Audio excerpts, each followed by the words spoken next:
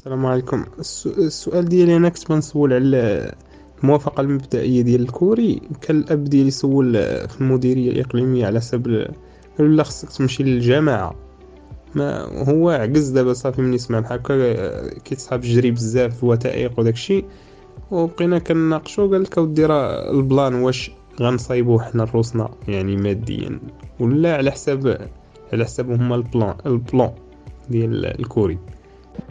بالنسبة للجماعة ما عندها حتى شي علاقة بالدعم. ما عرفش منطقة نتوما فين، ولكن ماشي المديرية الإقليمية تقدر ما تكونش ما عندها علاقة. خصكم تشوفوا لوفيس اللي تابع ليه المنطقة ديالكم، غتشوفوا لوفيس هما غتدخلوا تشوفوا تسولوا على الشباك الوحيد.